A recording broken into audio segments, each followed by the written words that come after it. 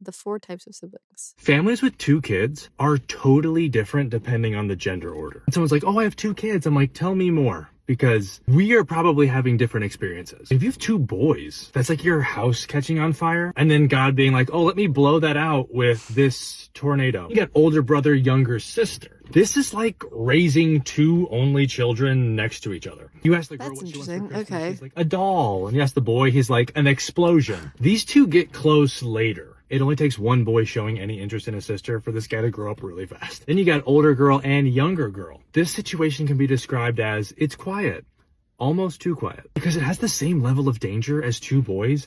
It's just emotional danger. The first song of Frozen, Anna's like, we used to be best buddies and now we're not. I wish you would tell me why. She's 4. The emotional stakes of sisters is bananas. But they get older and they get close. Now, I'll pause at that one because that's where I fall into. I'm the younger of just one older sister. So there was a window of time, I feel like, where we weren't as close. Maybe that was for emotional reasons, but also I feel like even just that 2-year age gap felt like a million years when we were in the high school, middle school era.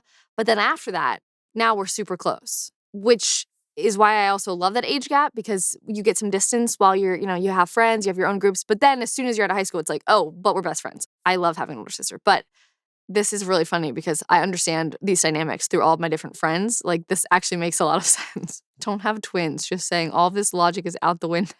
We're not okay. Honestly, I wanna hear this from like a twin's perspective. This is so interesting. As someone who has an older girl and a younger girl, quiet is the last thing I would describe my household as. Yeah, that's the only part I guess I didn't really agree with that. Is it just being quiet? While it was more of like emotional relationships and fights would be more emotional, it wasn't quiet. We would always be yapping at each other. So I think the yapping only increases the more girls that you have in the household and doesn't decrease.